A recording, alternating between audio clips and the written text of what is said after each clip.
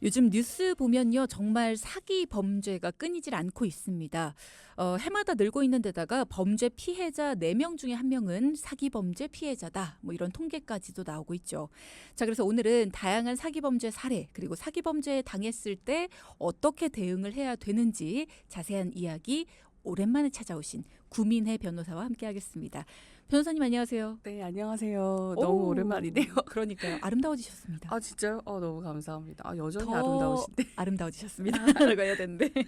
자, 일단 오늘 나눌 이야기 앞서 설명 잠깐 드렸습니다. 첫 번째 키워드부터 함께 해보죠. 첫 번째 키워드, 사기 범죄 현황과 유형. 사기 범죄 발생 건수도 계속 늘고 있고 유형도 그만큼 다양해지고 있습니다. 주로 변호사님 찾아오시는 분들 같은 경우에는 어떤 유형으로 찾아오세요? 뭐 일단은 가장 많은 게 뭐 보이스피싱 범죄에 연관돼서 오시거나 아니면 이제 지인분들한테 투자 권유를 받아서 이제 목돈을 좀 빌려주면 이자를 많이 준다는 얘기에 속아서 또 하시는 경우도 많고, 근데 요즘 많이 늘어난 것 중에 하나가 이제 비대면으로 네. 그 SNS 상에서 하는 로맨스 스캠 범죄도 굉장히 많이 늘어나고 있습니다. 그래요? 네, 그래서 그런 분들은 이제 연령대가 되게 다양해요. 뭐 20대 젊은이부터 30대, 40대 직장인, 그다음에 또 노년층도 생각보다 또 많이 이런 범죄 피해를 입고 있는 경우들이 많습니다. 그렇군요. 실제로 통계상으로도 많이 이런 사기 범죄가 늘어나고 있죠. 네, 맞아요. 그 경찰청에 따르면 지난 한 해 전국에서 발생한 사기 발생 건수가 무려 42만 9,949건을 기록했고 10년 전까지만 해도 20만 대 중후반 정도였던 사기 범죄가 2019년 처음으로 30만 건대를 넘어서 계속 증가하고 있는 추세고요. 네. 뭐 이제 범죄 피해자 4명 중 1명은 거의 사기 피해자다 할 정도인 상황이라서 굉장히 많은 또 범죄가 또 대부분 사기라는 걸 알 수가 있죠. 그러네요. 앞서 말씀 주신 그런 말들이 참 마음 아프게 느껴집니다. 아예 모르는 사람들한테 사기 피해를 당하거나 아니면 진짜 친한 지인들한테 사기를 당하거나 진짜 그런 경우들 오늘 유형을 좀 살펴볼 텐데, 자, 여러분도, 우리 동키 여러분도 사기 피해를 입으신 분들도 좋습니다. 그런 분들 같은 경우에도 뭔가 해결책이 보이지 않는다, 궁금한 게 있다 하시는 분들은 문자창 통해서 질문 주시면 되고요. 아니면 주변에서 이런 상황 목격했었다, 너무 안타깝더라 싶은 그런 사례들이 있다면 그런 것들도 함께 공유해 주시면 좋겠습니다. 샵 0999 열어두고 우리 이야기 이어나가 볼게요. 자, 그러면 4명 중에 1명이 사기 피해자다, 이런 얘기를 주셨는데 이렇게 많아지는 이유가 뭐예요? 사기 범죄가? 아무래도 이제 경기 불안과 그다음에 또 사는 게 좀 팍팍하다 보니까 그렇죠. 뭔가 이렇게 돈을 좀 쉽게 벌 수 있다는 한방. 얘기에 혹하는 경우들이 많으신 것 같아요. 그래서 뭐 좀 자영업자들이나 뭐 일반 또 서민들 중에서도 이제 뭐 아무래도 혼자서 벌어서 감당이 안 되는 그런 가정에서는 조금 보탬이 되자고 투자했다가 사기에 휘말리는 경우가 많고, 그다음에 또 요즘 굉장히 SNS를 안 하는 사람들이 거의 없지 않습니까? 그렇죠. 그러다 보니 SNS나 뭐 너튜브나 이런 데서 보면은 뭐 이렇게 해서 투자해서 돈을 벌었어요. 어떻게 할 수 있어요? 이런 것들을 계속 이제 보다 보면 이제 어느 순간 현혹이 되고, 특히 또 이게 진짜인지 가짜의 정보인지를 또 구분을 못하는 경우들이 굉장히 많아요. 그렇죠. 그러다 보니 그 정보들을 믿고 이제 현혹이 돼서 투자를 했다가 피해를 보신 경우들이 굉장히 많으신 것 같습니다. 맞습니다. 자, 그래서 이런 경우들 어떻게 대응하셔야 되는지 이런 거 한번 오늘 이야기 나눠볼게요. 자, 그럼 두 번째 키워드 함께 하겠습니다. 지인에게 사기를 당한 사례. 자, 실제로 가족을 비롯해서 믿었던 사람에게 사기를 당하는 경우가 굉장히 많다고 하더라고요. 실제 그런가요? 네, 맞습니다. 아무래도 사기를 친다는 건 말 그대로 어떤 사람을 속여서 금전적인 이제 손해를 입히는 건데, 그러려면 아무래도 오랜 기간 동안에 뭔가 신뢰관계가 형성이 돼야 되지 않습니까? 그러다 보니까 아무래도 좀 오래 또 관계를 맺었던 친구, 가족, 뭐 친척들한테 사기 피해를 입으신 분들이 굉장히 많으시고, 그 경우 같은 경우는 의심조차도 하지 않았다가 피해를 입었기 때문에 정신적인 또 트라우마나 상처가 엄청 크셔서 정신과 치료를 받으셔야 되는 경우들도 굉장히 많이 있습니다. 믿었던 사람에게 배신을 당한다. 이게 굉장히 큰 것 같거든요. 네, 금전적인 맞습니다. 부분도 그렇지만. 네. 그럼 실제로 변호사님이 만나보셨던 사례를 좀 소개해 주실 수 있을까요? 네, 굉장히 많은데 그중에 이제 한 사례가 저희 의뢰인이 이제 믿었던 사촌 형한테 사기 피해를 당했던 사건인데요. 그래서 처음에는 이제 그 의뢰인분이 이제 재테크를 해서 돈을 조금 버셨어요. 그래서 이제 사촌 형이 지금 코인 투자하면 좋다. 투자 모인 사람들끼리 전문가 모시고 컨설팅 받으면서 하는데 수익률이 기본이 200%다. 진짜 확실하다라고 하면서 이렇게 투자를 권유를 했죠. 그랬더니 이제 저희 의뢰인은 이제 본인이 갖고 있던 돈에다가 이제 전세금까지 빼서 본인 이제 월세집으로 이제 옮기시고. 아이고야. 해서 이제 2억 원을 사촌한테 지급을 해서 이거를 투자를 했는데 네. 알고 보니 이게 다 거짓말이었던 거죠. 그리고 이 투자금도 이제 사촌분이 그런 사업자금이나 개인 빚을 갚는 데 다 변제를 했던 거고. 너무한다. 예, 그래서 결국은 돈도 못 받아서 저를 찾아왔던 건데 이제 사촌은 이제 네가 투자한 돈이니까 투자한 돈을 무조건 원금이 남는 게 아닌데 내가 너한테 이거 돌려줄 이유가 없다. 이러면서 막 대응을 하셨고 그래서 이걸 어떻게 해야 되냐. 그러니까 이제 뭐 신뢰까지 이제 다 바닥이 나서 배신감에 자기가 이제 도저히 참을 수가 없다 하면서 어떤 법적 조치를 취할 수 있냐라고 하면서 오셨던 사건이었습니다. 그러면 아니 근데 사실 제가 지금 제 사촌을 이렇게 떠올려 보면서 생각을 해도 요즘에 우리 사촌이 뭐해서 저렇게 돈을 벌었지 뭐 이런 사전 작업이 좀 있지 않았을까요? 그렇겠죠. 네.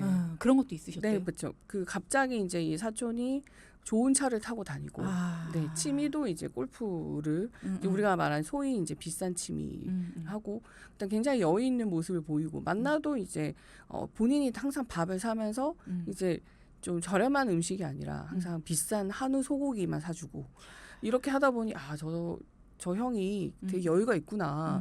예전에 비해서 굉장히 투자에 성공했구나라는 느낌을 계속 받았던 거죠. 그러니까 전셋값까지 빼셨겠죠. 그렇죠. 근데 실제로는 그게 다 그냥 허영이었고 이제 유인하기 위한 작업이었던 거고 굉장히 본인이 쪼들리고 있었던 상황이었던 거더라고요. 쪼들린다. 네. 우리 구민호 변호사님 매력 다시 포인트 나왔습니다. 네. 자, 어쨌든 사기를 당한 것도 속상한데 믿었던 사촌이에요. 우리가 피부친데 그래도 통해요. 부모님들 다 부모 형제고. 그렇죠. 이 어떻게 나한테 사기를 치겠어? 손해를 보더라도 어느 정도 원금 보장까지는 되겠지. 이렇게 생각을 하셨을 거예요. 200% 수익률이라고 했으니까. 네. 그러니까 이렇게 무리해서 투자를 하셨을 텐데 너무 고통스럽고 배신감이 크실 것 같거든요. 자, 이분 대응을 어떻게 해야 되나요? 네, 일단은 이렇게 저희 의뢰인분 같이 사기 등으로 이제 가족, 뭐 친인척, 지인들한테 사기를 당했다라고 하면은 일단 법적으로 형사 고소를 해서 형사고소. 네, 이 가해자의 신병을 확보하는 게 가장 중요하고요. 그리고 일단은 이 가해자가 더 이상 뭐 사기 피해 금원을 함부로 본인이 사용할 수 없도록 일단 제한할 필요가 있습니다. 왜냐하면 보통 이런 사람들은 자기가 이제 사기로 편취한 금원을 검거되기 전에 이제 은닉해 버리거나 그렇죠. 다 써버리거나 하는 경우들이 되게 많아요. 그래서 일단은 우리가 고소를 해서 형사처벌을 받게 할 목적보다도 일단은 피해를 보상받는 게 되게 크다 보니까 그런 부분에 대해서 일단은 어떤 조치를 취하는 게 중요한데 뭐 민사상으로 이제 뭐 가압류를 해놓는다던거나 그런 것도 필요할 수가 있을 거고요. 그다음에 이제 형사처벌을 해서 기소가 돼서 이제 재판이 진행이 되면 배상명령 신청을 할 수가 있습니다. 그 배상명령이란 거는 이런 경제범죄 형사 피해자들이 이제 내가 이렇게 피해를 입었다라고 해서 이제 형사 재판을 담당하는 재판부에 이 피해 금액에 대한 배상 명령을 해주라는 이제 판결도 같이 받게 하는 제도인데 그걸 통해서 또 같이 신청할 수 있는 제도도 있습니다. 그래서 형사 전문 변호사랑 이런 케이스가 있다면 상담을 하셔서 사기 고소를 일단 빠르게 진행하시는 걸 가장 먼저 추천드립니다. 그러면 이렇게 내가 사기라는 거를 깨닫고 뭔가 내 금전적인 부분을 어느 정도라도 확보를 하길 원한다라는 생각이 딱 드는 순간 민사보다는 형사 고소를 하는 것이 일단 빠르게 그 부분들을 막아놓을 수 있는 방법인가요? 일단 형사 고소를 하게 된다고 해서 바로 막는 거는 아니에요. 왜냐하면 어느 정도 뭐 경우에 따라서 이 사람이 뭐 사기죄 전과가 있거나 또 만약에 여러 건의 고소를 당한 케이스다라고 하면 이 사람이 뭔가 증거인멸의 우려라던가 도주 우려가 있다고 봐서 뭐 수사기관에서 바로 이제 인신 구속을 할 수도 있습니다. 뭐 근데 긴급 체포를 할 수도 있는데 근데 경우에 따라서 이 사람이 만약에 초범이고 지금까지 뭐 운 좋게 이제 걸리지 않았던 거죠. 그리고 만약에 본인이 재산이 있다, 재산은 있는 것 같다라고 한 생각이 들면 일단 민사 가압류랑 형사 고소를 빨리 하는 게 좋습니다. 왜냐하면 형사 고소를 한다 하더라도 피해자 고소 조사를 끝나고 나서 피의자인 이제 그 가해자 조사를 들어가기 때문에 그 텀이 또 있으니까요. 두 가지를 함께 해주는 네, 것이. 함께 해주는 게 훨씬 좋죠. 좋다.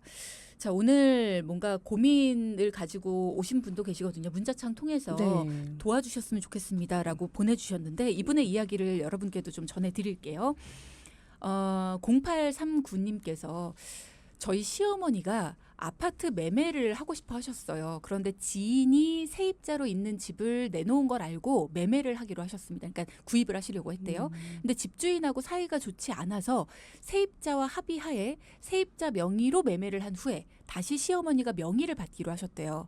그래서 매매 금액 전부를 현재 세입자에게 주셨답니다. 근데 서류상으로는 아무것도 남기지 않으셨고요. 그러니까 지인이니까 그렇게 행동을 하신 것 같은데 근데 그 세입자가 그 돈을 매매하는 데 사용하지 않고 본인 사업에 전부 사용을 했더라고요. 자녀들이 뒤늦게 그 사실을 알고 돌려주길 요구했는데 한 달, 두 달 계속 미루고 있습니다. 그러더니 며칠 전에는 회사 차를 끌고 와서 차라도 가져가라. 나는 돈을 돌려줄 능력이 없다. 이렇게 얘기를 하는데 돌려받을 수 있는 방법이 있을까요? 라는 질문 주셨네요. 네, 일단 가능하신데 일단 형사 고소도 가능하시고요. 민사로도 반환 청구가 가능하신데 아마 돈이 갔다고 하면 이제 목돈이니까 현금으로 거래는 하지 않으셨을 거고 아마 계좌이체 같은 방법을 사용하셨을 것 같아요. 그럼 일단 돈이 갔던 내역은 아마 확인이 될 것 같고요. 네. 그리고 일단은 이제 문제는 이렇게 집을 세입자 명의로 매매를 받은 다음에 매수한 다음에 다시 어머니한테 명의를 이전해주는 그런 방식을 하려고 했던 건데 이 사람이 갑자기 돌변해서 그 명의도 주지 않고 돈도 주지 않고 있는 그쵸. 상황이잖아요. 자기 급한데 쓴 거죠. 네, 돈을. 이런 경우를 이제 용도 사기라고 하거든요. 용도 사기라고 해서 본인이 처음에 이 돈을 받은 용도가 있잖아요. 그 용도를 속여서 이 돈을 자기가 엄한 곳에 사용을 한 거죠. 이런 경우는 이제 이 용도를 다른 곳에 사용했다는 것을 입증을 해서 나를 그래서 기망을 했다. 그래서 이 돈을 편취했다라는 거를 이제 주장을 해서 거기에 대한 사기 고소가 가능하시고요. 그다음에 이제 본인 그 금액에 대해서 전부 피해액으로 해가지고 고소하실 수 있습니다. 그럼 두 가지 질문이 생각이 나요. 첫 번째는 아까 계좌이체를 하셨을 거다 목돈이니까. 근데 만약에 계좌이체를 하지 않고 이걸 현금 다발로 드렸어요? 그런 네. 경우가 있을 수도 있잖아요. 네네. 그렇게 됐을 때는 어떻게 증명을 해야 돼요? 내가 돈을 줬다. 만약에 현금을 주고 하는 건 이제 두 분 사이가 뭐 전화 녹음을 만약 했다거나 아니면 뭐 문자 같은 거나 카톡을 주고받았다거나 이런 이제 어쨌든 그러한 돈이 오고 간 정황을 알 수 있는 그런 내용들이 있잖아요. 그런 내용들을 일단 근거로 해서 간접 증거로 제출해야 되고 그다음에 현금을 어쨌든 이분이 그 집에 뭐 목돈을 이렇게 놔두고 계셨으면 모르겠지만 보통의 분들은 다 돈을 찾잖아요. 네, 네. 그러면 찾은 이력이 있기 때문에 그 찾은 이력과 그다음에 두 분이 뭐 대화하거나 뭐 문자 주고받거나 카톡 주고받은 그런 자료를 가지고 돈을 가져갔다는 거를 또 확인하면 되고 그다음에 이제 그 사람이 계좌를 또 조회해 보면 뭐 채무를 변제했다거나 했다고 하잖아요. 그러면 그렇게 이제 변제한 이력이 남을 거니까 그런 걸로 해서 아, 이 돈이 이렇게 흘러갔다는 거를 이제 추가적으로 추적하는 절차가 필요한 거죠. 그거는 그럼, 이제 수사기관에서. 그렇죠. 그러면 지금 이분 같은 경우에는 형사 고소와 민사를 동시에 하는 게 맞는 건가요? 일단은 형사 고소를 하셔서 상황을 지켜보시다가 이쪽에서 뭐 피해 변제를 빨리 안 한다. 아니면 형사 고소를 했는데 좀 지지부진하다. 왜냐하면 증거나 이런 것들이 이제 쉽게 나올 것 같지 않다라고 한다고 하면 이제 민사를 들어가시는 게 좋기는 한데 왜냐하면 이제 둘 다 하기엔 좀 부담이 되시니까. 근데 형사 고소를 했는데 보통 이제 사기가 인정이 됐을 때는 네. 기소가 됩니다. 금액이 이제 금액 상관없이 금액이 이제 꽤 큰 경우 뭐 하다못해 뭐 1,000만 원만 넘어도 기소가 되거든요. 그래서 1,000만 원 넘어서 그러니까 몇백이 돼도 기소가 돼요. 그래서 이제 뭐 벌금형보다도 보통은 합의가 70~80% 정도 되지 변제가 되지 않으면 실형이 나올 가능성이 되게 높아요. 왜냐면 이거는 변제를 촉구하기 위해서거든요. 그렇다면 1심에서 만약에 제대로 변제를 안 했다. 그러면 법정 구속될 가능성이 되게 높고요. 그러면 보통 항소심 단계에서 많이 합의를 합니다. 그럼 또 두 번째 이제 질문 드릴게요. 이분 같은 경우에 지금 나는 줄 돈이 없다. 차라도 가져가라. 이렇게 얘기를 하시잖아요. 진짜로 줄 돈이 없는 경우 찾아봤는데 돈이 정말 안 되는 경우 그럴 때는 어떻게 돌려받아요? 네, 그럴 때는 이제 문제가 민사로 해도 우리가 판결문을 받더라도 집행할 자산이 없다는 건데 그렇게 되면 이제 판결문을 받고 이제 이자는 계속 쌓이게 됩니다. 근데 중요한 건 이자가 계속 쌓이지만 집행할 재산이 계속 없다는 집행을 계속 시도할 수밖에 없어요. 하고 계속 이 사람이 돈을 안 갚는다 그러면은 이제 요즘에는 채무 불이행자 명부에 이 사람을 이렇게 게재하는 것도 있거든요. 그렇게 하는 경우에는 이제 은행 거래가 거의 막히게 돼요. 대출이나 뭐 이런 거 거의 받지 못하고 그다음에 또 뭐 재산 명시 명령을 내렸는데 법원에서 제대로 또 협조를 안 한다거나 집행 시에 그렇게 한 경우에는 또 뭐 과태료 부과나 뭐 감치 처분을 내리기도 하거든요. 이렇게 가두는 뭐 그런 경우도 있고 좀 예전에 비해서는 굉장히 많이 강해지긴 했는데 그럼에도 불구하고 돈을 계속 안 갚는다. 그러면 이제 결국 계속 기다리면서 돈이 생길 때까지 계속 기다리면서 집행을 계속 시도할 수밖에 없죠. 그래서 가족 명의로 돌려놓게 되는 경우도 있잖아요. 그런 경우도 있죠. 그래서 형사 고소를 하게 돼서 본인이 실형을 받게 되면 그때 보통 어떻게든 돈을 만들어서 합의를 하려고 하죠. 그렇구나. 자, 이런 부분들 말씀을 드렸습니다. 혹시라도 더 궁금한 사항이 있으시거나 나도 비슷한 고민이 있었다 하시는 분들은 이렇게 말씀을 주시면 제가 대신 물어봐 드리겠습니다. 자, 그럼 다음 키워드로 넘어가서 얘기 이어가 볼게요. 세 번째 키워드, 사기죄 고소와 처벌 수위.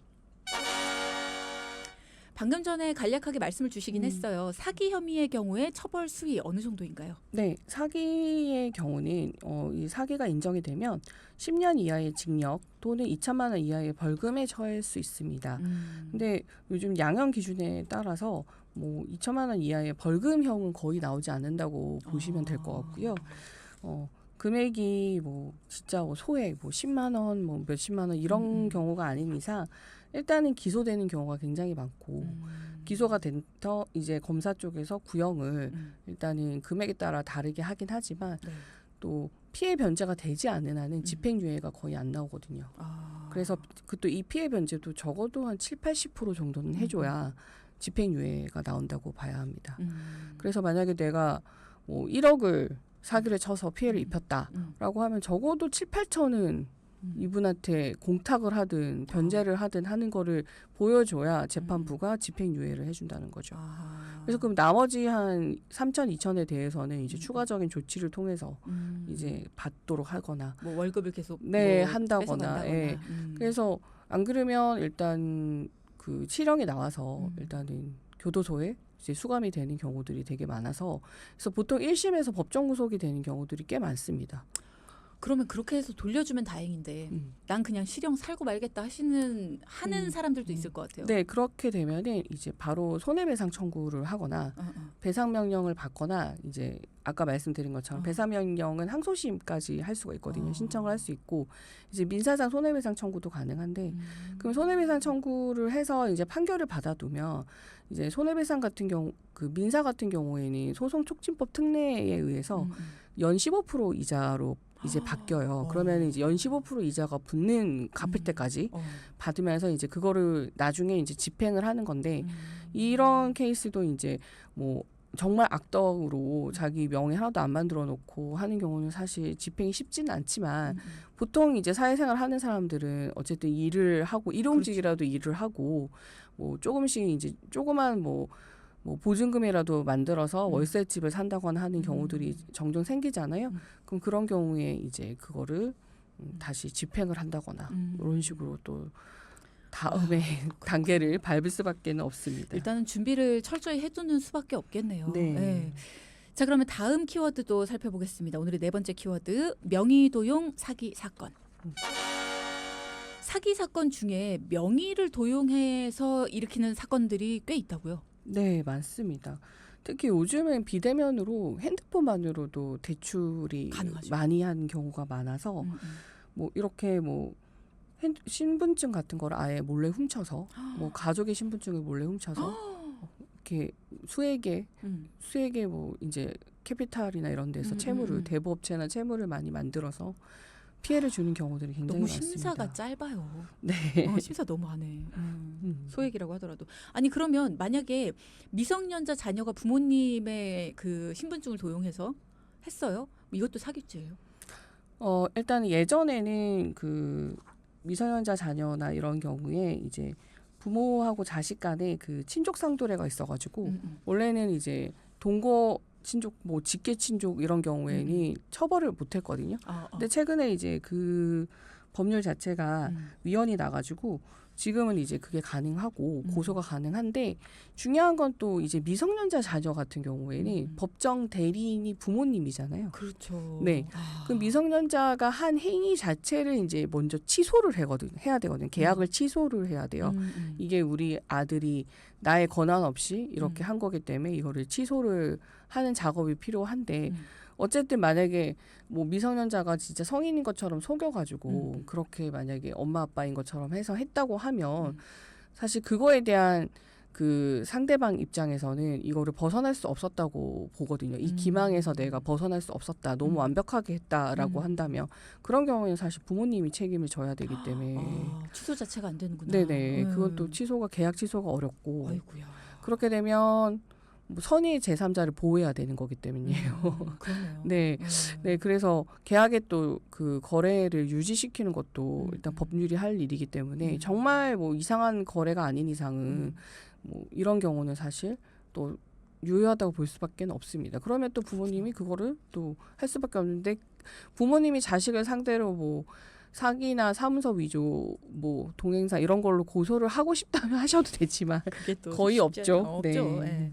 자 그러면 자녀와 부모의 관계가 아닙니다.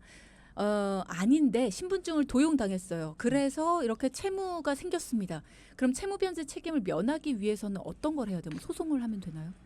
일단은 채무를 면하려면은 일단 그 먼저 결론부터 말씀드리면 내가 신분증을 타인에게 대여해줬다. 근데 대여해준 목적이 다른 목적이라도 일단 금융거래나 대출 등에 사용될 수 있을 거라는 예상이 된다거나 의심 이런 것들이 좀 될 수 있어요. 왜냐하면 내가 신분증을 줬을 때 이 사람이 그렇게 사용할 수도 있잖아요. 그럼에도 불구하고 대여해줬다면 채무 변제 책임이 인정이 될 수도 있어요. 이분이 그 신분증을 빌려준 거에 대한 책임이 있으니까. 네네. 그런데 그게 아니라 내가 그냥 정말 신분증을 도용을 당했어요. 누가 내 신분증을 훔쳐가서 그 사람이 나인 척하고 이런 채무를 만들었다. 이런 경우는 당연히 채무 변제에 대한 책임을 벗어날 수가 있거든요. 이런 경우에는 실제로 이 사람이 이제 뭐 대부업체한테 빌린 경우에 대부업체를 상대로 뭐 채무부존재 확인 소송이라는 게 있어요. 채무부존재 확인 청구 소송을 제기해서 나는 이 도용의 피해자이다라는 거를 주장하여 채무 변제에 책임이 없다라는 거를 받을 수가 있습니다.